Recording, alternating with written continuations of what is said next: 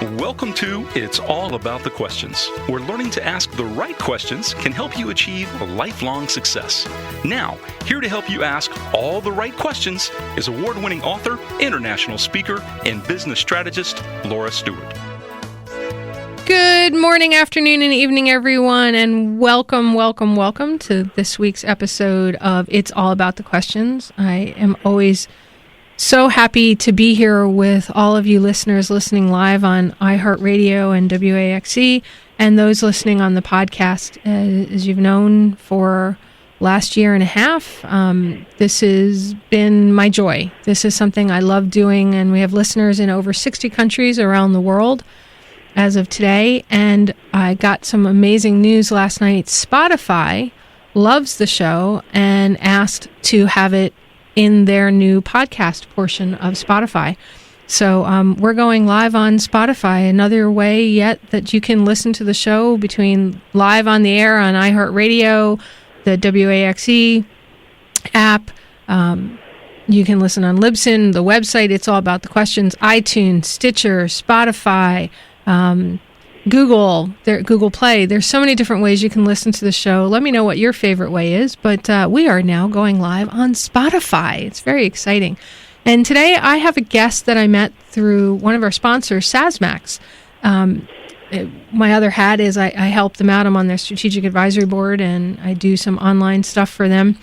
And I met Will Reynolds because we did a webinar together. He is the CEO of SecureDocs and ContractWorks, and based out in California.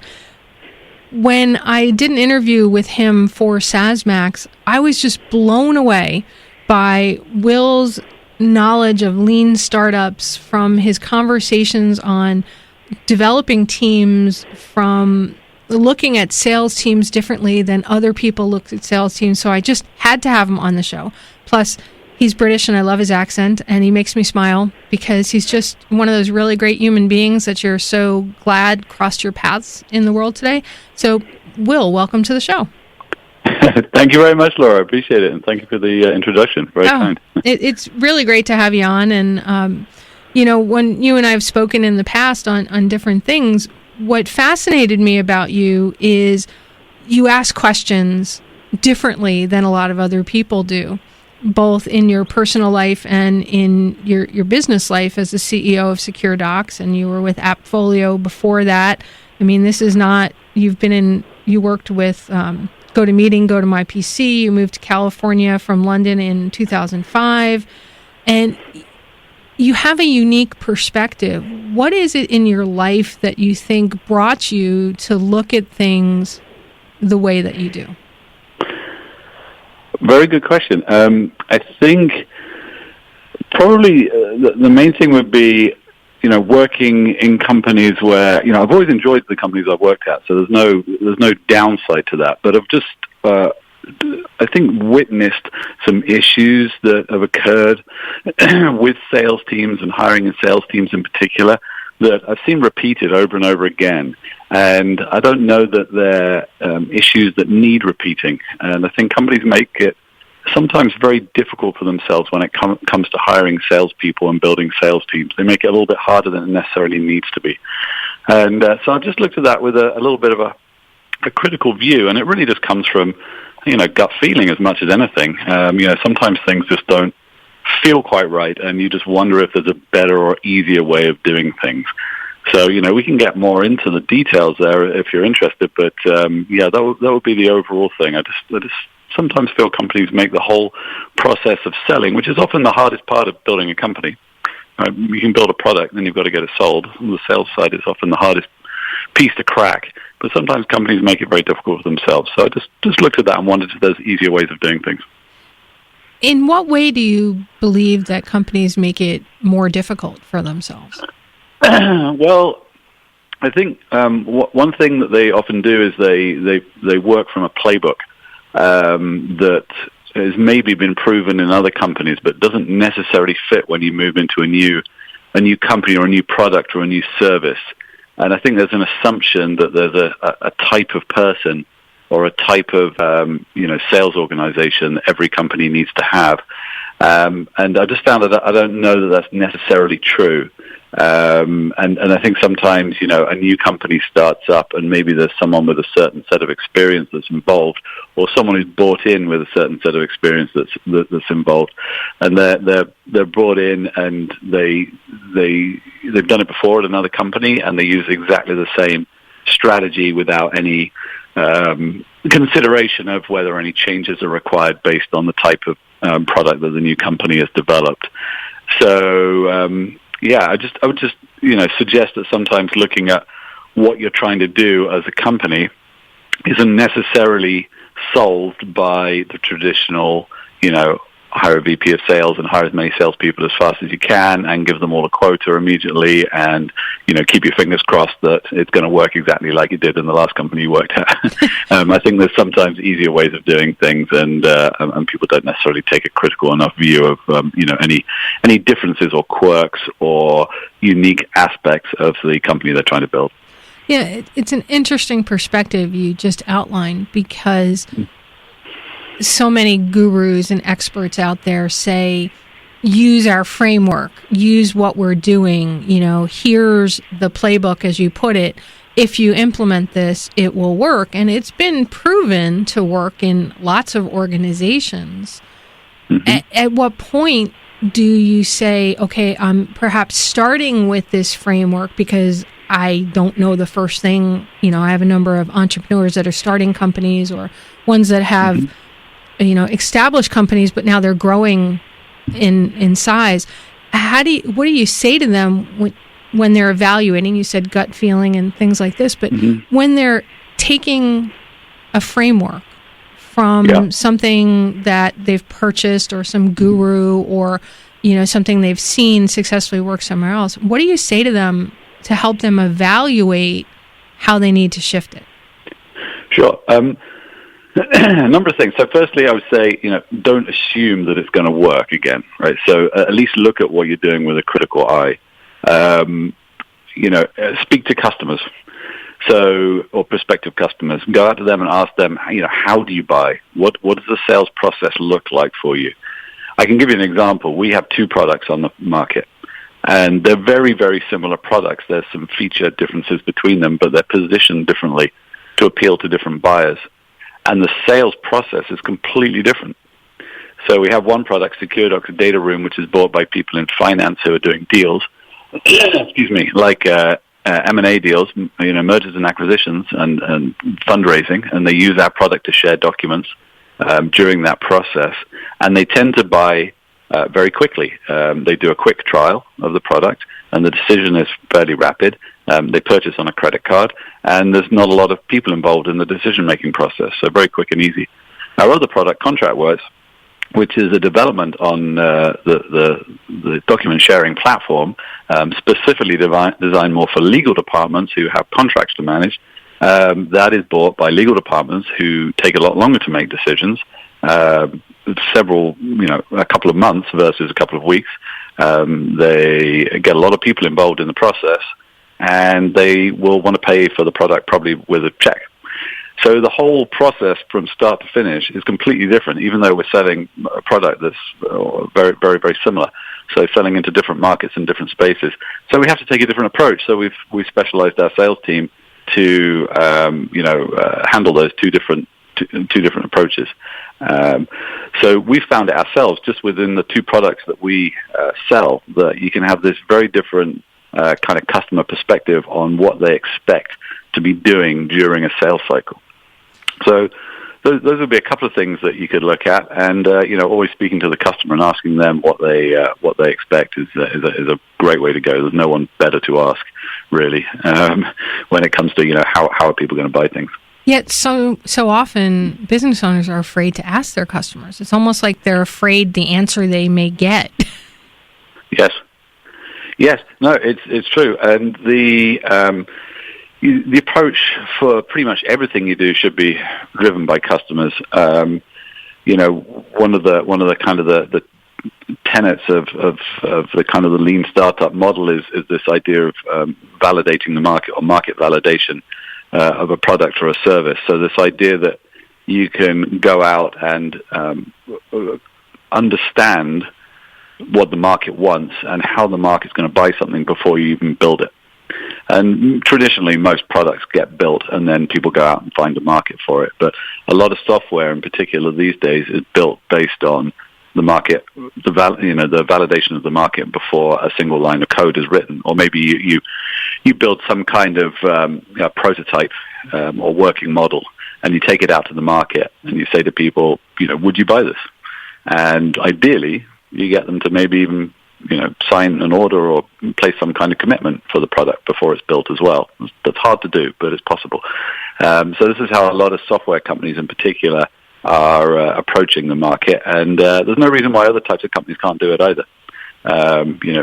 Figure out the marketplace before you build something. It's a much less expensive and time-consuming way to go about things. I've worked with a number of my private clients, and sometimes they get stuck in this endless loop of continually asking for feedback and trying to understand it to the point where it's a year or 2 years later and they still have not put a product out there. Yeah, it can be paralyzing. Yeah, absolutely. It can be paralyzing. At what point would you say somebody needs to just go, okay, I've got data, let's start? It's great question. Yeah, you absolutely have to put a time frame on it, and we've tried to do that. I mean, the number of interviews that we've done based around new products usually runs to maybe, somewhere between 25, 30, 40, that kind of number. I'm not saying that's the perfect number at all, but that seems to have worked out for us.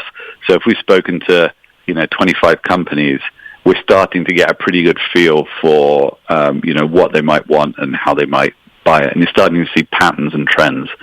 And I would maybe time box it, maybe spend 2, 3, 4 weeks on that process. Probably don't need to spend 6 months on it.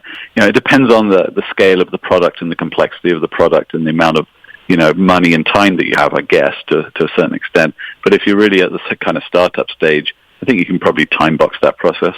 And then when it comes to adding features, sometimes if you're adding big features or you're doing a big extension to a product, it's a good idea to go through a similar process. Again, that might be 10 customer interviews, 10 or 15. Go out there and speak to a few existing customers about would this new feature extension help them? What would they get from it? What would they pay for it?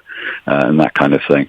So I think it's very reasonable to time box it. And yeah, you can absolutely get stuck in an infinite loop. And if you're getting to a position where you are not getting the feedback you're expecting or you're not getting the answers you're expecting, well, maybe it's time to rethink the strategy. Maybe it's not quite the right product that people want. If you're not getting kind of definitive answers or any kind of clear guidance, then maybe you're not on the right track. That's one of the whole points of going through the process in the first place. I love that you said that, because as you're saying it, I'm thinking through, my whole idea for this show was the right questions can change your life. My book as well, What Would a Wise Woman Do, was this whole concept of so many people ask questions to get the answers that they want versus the answers that they need. And that's exactly what you were just talking about, the whole idea that, you're doing this research because you think this is what people want, you think this is how the product should look, but the feedback you're getting, hopefully from the right sampling, is, well, no. Yeah. Well, that no is what you really want. Okay, so you want to hear the no's. The idea of we're on the wrong track is almost as valuable as on the right track, right? We're not going to waste any more time going down this this blind alley. Let's go and tweak our offering and bring it back and talk to them again. So getting to the that's perfect, because we're going to go to the first commercial break with everybody thinking, are you on the right or the wrong track? Either is good information. We'll be right back for more with Will Reynolds, CEO of SecureDocs. Will, you were just talking before the commercial break about whether you're on the right or the wrong track when you're getting feedback to develop your product. It's very difficult for a lot of people to hear that the direction they're heading is not where the market wants. They want to be the thought leader. They want to be the one creating the cutting edge, bleeding edge products. How do you know if the sampling, and I don't even know if there's an answer to this, okay, well, how do you know if the data you're getting is accurate data or if it's inaccurate, maybe perhaps you've got the wrong sampling, or because you're too early in the whole idea of creating something unique to the world? Yeah, great question. I mean, the ultimate test is, will someone buy it? So if you can go through a process where someone is willing to say to you, if this product is, built out to the point as you described, it solves problems for us, it solves enough problems for us that we will pay for it, then you're onto something. Now, getting to that point can be very difficult, and one of the biggest pitfalls, actually, that you can come across when you're going through this kind of process of validating whether there's a market is getting like a false positive. So the inevitable thing as an entrepreneur or in a startup environment is that you go out and you speak to people that you know. Right, so the easiest thing to do is call people you know, friends, family, people you've done business with before, local companies, and the natural inclination for people is to give you, great feedback. Hey, well, this is a fabulous idea. We love what you're doing here, and they'll tell you maybe what you want to hear. Because maybe they like you or they want to encourage you, but it doesn't necessarily mean they'll pay you for your product. So that's one pitfall that I've definitely seen happen. But ultimately, the main test is how far through the sales cycle can you get, and is someone willing to pay a price for your product that makes it worthwhile you going through the process of building it out fully and establishing a company. So if you can get to a point where people say, we'll try this, we'll beta test it for you, we'll run it for you, and ultimately, we'll pay you for it. That's the ultimate test. So that should be the objective, but it can be hard to get there, and just got to be careful of getting false positives from people who are trying to encourage you, but at the same time, maybe not prepared to pay for the product at the end of the day.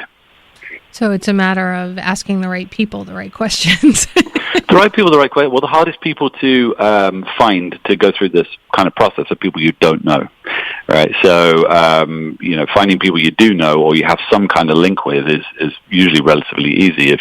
We're in a town called Santa Barbara in California, and there's people associated with that company who've been there for a long time, and we know a bunch of other companies in the local area, and so it's quite easy for us to pick up the phone and speak to people who run other software companies in the area, and they can give fabulous feedback, and a lot of them have become customers.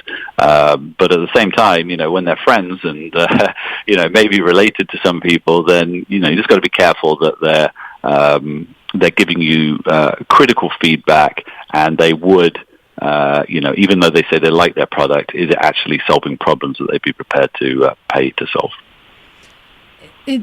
You're located in Santa Barbara, which is not an area that most of the people in the world think of as tech startup area. I know I think it's becoming more known for it, but it's not really what people typically think of as Silicon Valley or tech area. What made you guys decide to create your company there? It's more circumstance. So it's where we lived already. And the area has actually become pretty well renowned, actually, for technology startups. And there must be, 40, 50 companies in the area that are doing well. And there's a number that have historically become very successful. So there's actually a lot of people employed in technology, software, medical devices, those kinds of industries. And so there's some pretty big employers there now, and there's a pretty big pool of talent. So, we're 100 miles from LA, which is exploding, with technology companies, and obviously Silicon Valley is 300 miles to the north, and there's direct flights in and out. So it's very well served. It's very well served by the venture capital community as well. But our company was started there just because that's where the founders were. We worked for, a bunch of us have worked together at companies like Appfolio, which started in 2006, I think, in Santa Barbara. I was a fairly early employee there. It now employs 800 people, went public a couple of years ago. So very successful. Those kind of success stories, breed success. People come out of those companies, start new businesses like ourselves, and it also means there's a track record in the area that's attractive to venture capitalists and other such networks of people that enable the startup community. So it's very healthy, very, very healthy place to start a business. But we're there just by circumstance because it's where the founders were based when we get off. But we wouldn't have it any other way. It's just a great place to be, and it's a great place to have a kind of a work-life balance as well. I love the whole idea of Santa Barbara. I've never been there. My mom went a number of years ago, and her name was Barbara, so she just loved going to a place called Santa Barbara and, reading about St. Barbara and all of the other things that area is known for other than the beauty of the physical place. So I love that there's like a link to my mom on the show today. Yeah, it's a beautiful place to visit. No one ever comes here and says they didn't enjoy it. So we're very lucky from that point of view. But it is also a great place to have a business, and the size of the town and the catchment area is big enough that you can locate a business here and attract talented people to work and stay here. So it's a great place to be. Well, when we come back from the national news, I want to talk some more about how you decide where to run your business. And then you also mentioned venture capitalists, but you guys did it very differently than most people think tech startups doing things. So we'll get into that some more when we come back, if that's okay with you, Will. Sounds great, yeah. All right, so we are here with Will Reynolds, CEO of SecureDocs, and another one of their great products is ContractWorks. We're talking about the thinking differently when you're starting your business from one of the top guys who's really thinking differently about sales, about starting your business, how you do business. And I love the whole concept of, does your playbook you're using work for your company? Think about that, and we'll be right back after the national news. If you're just joining us live on iHeartRadio, we are here with Will Reynolds, CEO of SecureDocs. And if you are on the podcast, you missed the national news, lucky you. So, Will, we were talking before the news break about the whole concept of building your business, not necessarily doing it in what might be considered a traditional physical location. Do you think that where you create your business matters in today's world? Yeah. So, yes and no, and I don't know that there's just a clear answer on that at all. There's obviously some huge benefits that certain types of companies get by being located in certain areas. There's a reason why Silicon Valley is so successful, so popular, and so it's the place to go for technology companies. There's a reason why places like Boston and San Diego are hubs for biotechnology companies, because there's this kind of feeder effect you get when companies locate in the same areas. So there are clear benefits there. They come with some downsides, though. Silicon Valley is an extraordinarily expensive place to be. Both for a company and for employees. It's probably one of the most expensive places you can live in the U.S. So it brings some problems. If you're an early stage technology company and you want to hire engineers, you better have a lot of money. If you're going to be located in Silicon Valley, you've got to have a lot of money in the bank to do that. So there are alternatives out there, and it's not. Although there's a well-worn path to these locations, there are other ways to do things. And obviously, technology is available to us these days that allows people to work from anywhere. So I think there are alternatives, but we can't forget the reasons why places like Silicon Valley are so successful. There's a hub of brain power there. There's a hub of money and availability of, venture capital that's unlike anywhere else in the world. So the reasons are good ones, but there are alternatives, and there are downsides as well to those centers of excellence. When you guys created SecureDocs, you didn't go the traditional route of most tech companies, in your location and other things, the way you've talked about sales teams, the way you've talked about bringing people on board in your company and the way you think. But you did not use venture capital, correct, to build up your company? Correct. We didn't. We had a slight advantage from most startups in that our product span out of a public company called Appfolio. It was very, very early, so the product was, just had a very small revenue stream. So it was very early. So it was very much a startup environment, and there were a very small number of people involved when we span it out. But we did have a few customers, and we did have a little bit of cash flow. So we did have, that going for us initially, and then we self-funded. Three of the founders, wrote a fairly nominal size check each to kind of self-fund the company. So it's the kind of money that people would usually put together through themselves or friends and family, that kind of seed stage funding. So that's how we did it. We never went for outside funding. We haven't needed to. We took a very kind of, we had to take a very hardline kind of bootstrapped approach to running it initially. And it did actually focus us and force us on, one major objective that we had, which sounds like a very simple one, but the objective was just make more money than we spend, which is not actually the objective of most technology startups. Most technology companies look at how much money can we spend and then how can we get more money. There's usually a timeline that they have in mind to kind of burning through their cash. Well, we took the opposite approach. We said, let's make more money than we spend, and then we don't have to worry about this, and we don't have to worry about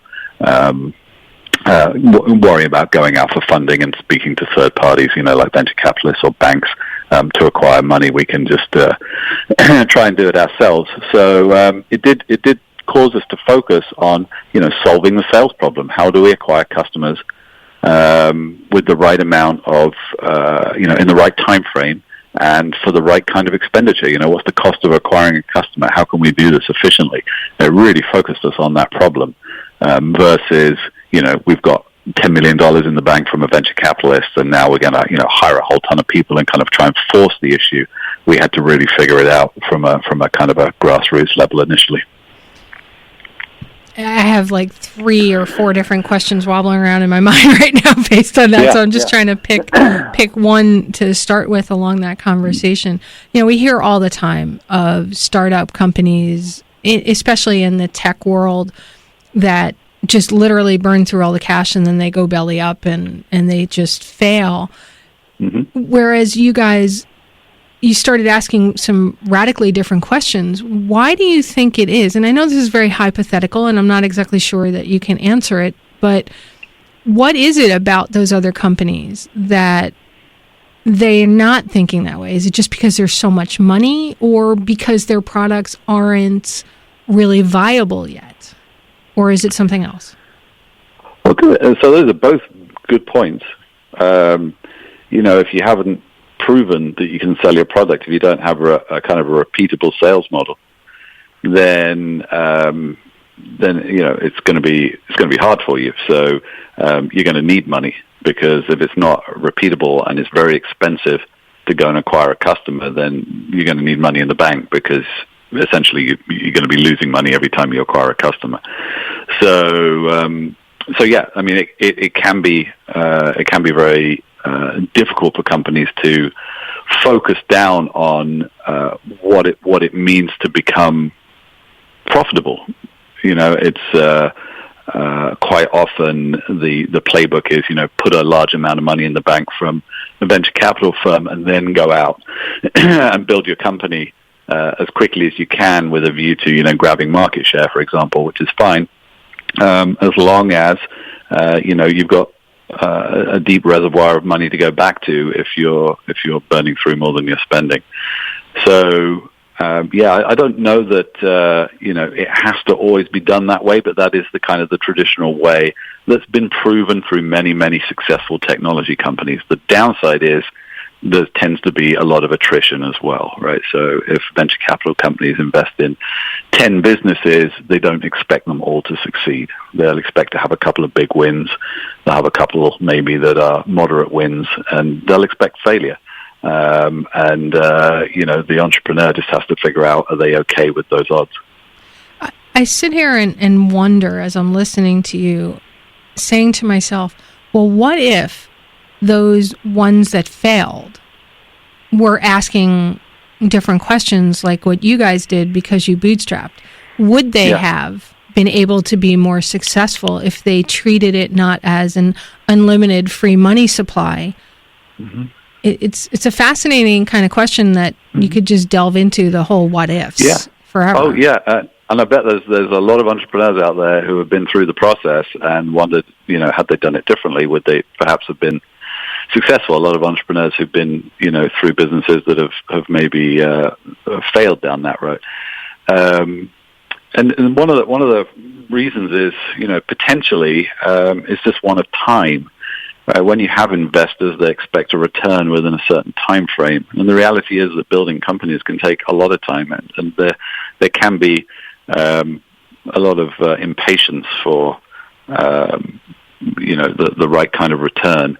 And I remember a mentor who was one of the founders at Outfolio and another company that I worked at, who works with us still today.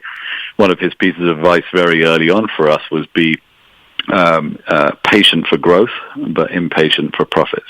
And this is something that we've really stuck by. So patient for growth and impatient for profit. And the traditional view is usually the opposite. So it's, companies, they want to see growth. Uber has billions of dollars in the bank and they just want growth, market share. And that's working for them and it's great. But it doesn't necessarily work for everyone. And if you take the opposite approach and you're patient for the growth, then, maybe it's a slightly less stressful way to go about things as well. But it's a mind shift for a lot of different companies. I mean, let's look at Amazon, which is now the behemoth that it is. I remember the first couple of years it started out, everybody thought they'd fail because they were burning through so much cash just trying to create it. And it had to be 5-10 years before all of a sudden there was that sea change that people started going, oh, yeah, it's much easier to go buy online than it is to go to the stores. Absolutely. It took years. It took years and years. And, of course, they've been very successful. And you can look at the Amazons and the Ubers and the Facebooks and so on, and these are all incredible success stories that, required huge amounts of venture capital to get them going. And they are global plays that, have massive resources, but also massive expenses to get to that kind of scale. And the reality is, though, you can still build a very successful technology or software company or medical device company on a much smaller scale in a different way. Those guys get all the headlines and great for them. And if you have that aspiration, then go for it. But there are other ways to do it, and you don't necessarily have to go down that route. Your company is a great example of that, how you're doing it. It is, and there's plenty of others doing it as well. So there's a little bit of a movement, I think, towards this kind of approach. I would encourage people to at least explore it. Okay, and we're going to explore it right after we come back from our last commercial break. We'll be right back. So. I love your comment before this last commercial break, patient for growth, impatient for profit, and how you can flip that. I think it's a great question that any entrepreneur should be asking themselves and determining which is the right way for them. Yeah, absolutely. It is a different way to look at things, but if you are able to sell a product at a profit and the product works well and you can start nurturing referrals and growing your sales channels effectively, then growth will come, right? So it's going to follow. It's just it may just take a little bit longer than you want or expect, or if you've read a lot of business books and have an idea about how quickly your company should grow, then maybe you got to temper those expectations a little bit. But it's great to be able to build a profitable business, and growth will come if you're patient. And then, of course, if you haven't given half the business away to other people, then you're going to own a lot more of it at the end of the day. That's a really good point. I've known you only as your current role. We've had some cool conversations when I've done some other interviews with you about how you got to the United States with your family from the UK. How is it different here from living and growing up and doing business in the UK? That's a great question. It is. There's so many similarities for obvious reasons, not least language and so on. But it just has a different feel to it, and I immediately felt it moving out here. I moved out here in 2005. It's just a different atmosphere. There's a different expectation of what you can achieve. And it's hard for me to say that as a proud Brit, but it's just the truth. And in the UK, it is possible to go and do your own thing and start from nothing, but I think it's a lot harder. Whereas here, the dream is alive, and it's easier here than anywhere else in the world. I wouldn't single out the UK as being, a bad place or anything. It's probably very similar to many other countries. It's just easier here, and you get that kind of feeling that the opportunity here is greater.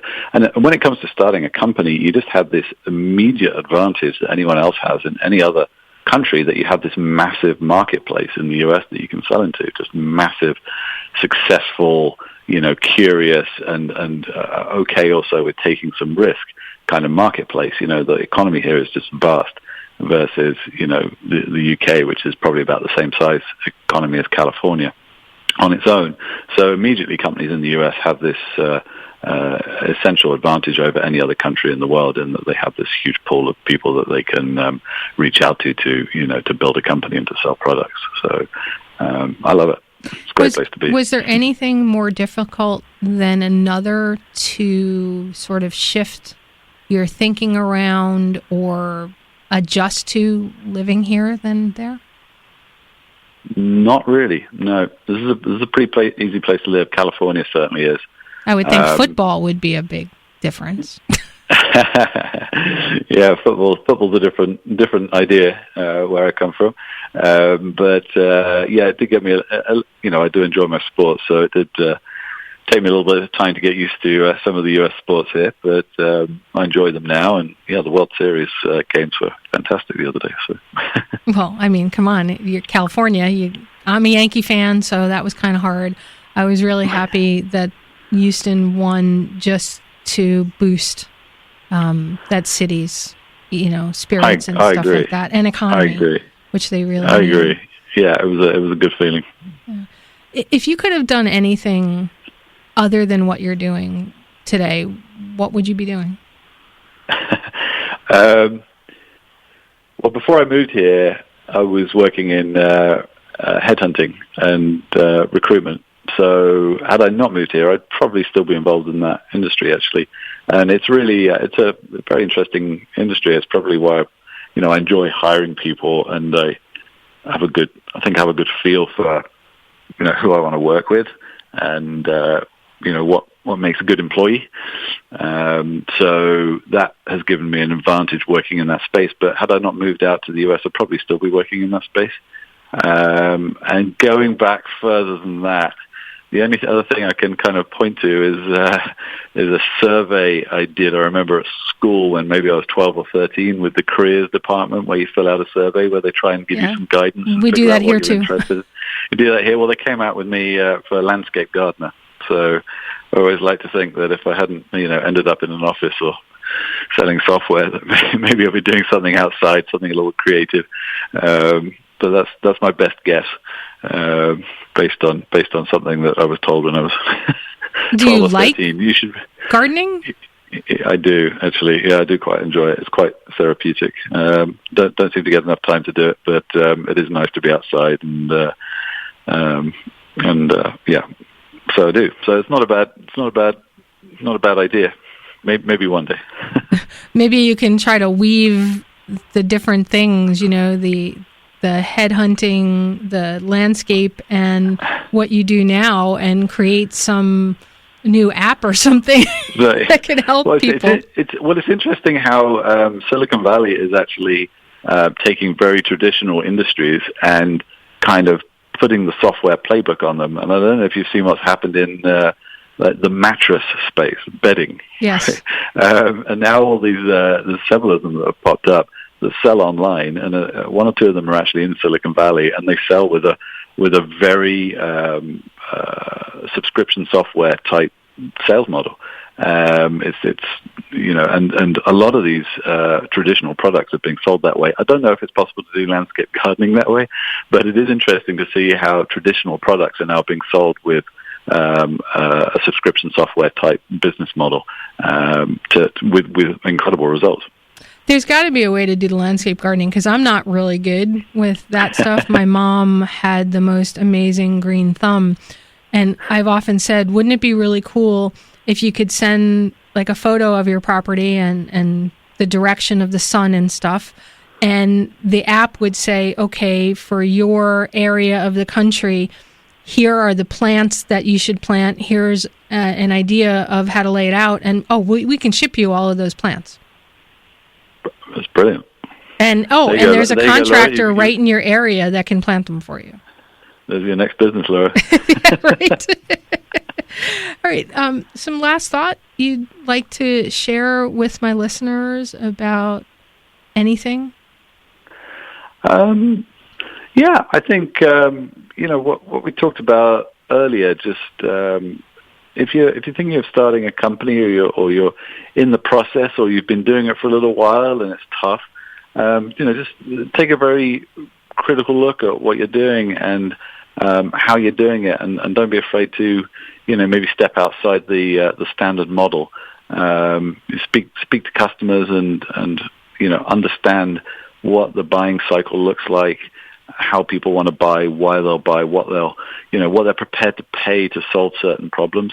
All of these things, it's very easy to build assumptions in a business model. The traditional way of doing things is let's build a business model, right? And then go and execute on that business model. Well, what if your model was wrong? What if you made a couple of assumptions in your model that could be easily disproved by a little bit of extra research and a little bit of extra digging? So it's always good to figure out where the problems lie and be very ruthlessly honest with yourself if it's not really working out quite right, and test new channels and think outside the traditional playbook if things aren't going quite to plan. So those would maybe be the closing thoughts. Not sure if those are useful, but they are. I love the ruthlessly honest part with yourself. How did people reach out to you if they wanted to find out more about SecureDocs or about you, or had a question about something that you talked about? Yeah, absolutely. So email's absolutely the best way. It's will.reynolds, REYNOLDS, at SecureDocs.com. And SecureDocs is secure, and then DOCS.com. And more contact info on our website as well. But it'd be great to hear from people. Yeah, you really provided so much valuable information for my listeners, and I'm very grateful for that, Will. You have a unique perspective on business that too often we don't hear from CEOs, that they're willing to share how you have to think differently. And I'm really grateful for you being here with me today. Well, thank you for having me, Laura. It's great chatting to you. It was a pleasure. And I've got like all these little tweetable things. Does the playbook you're using work for your company? Don't assume because it worked once it will work for you in your company this time. I mean, that's such a... So many times we want cookie cutter.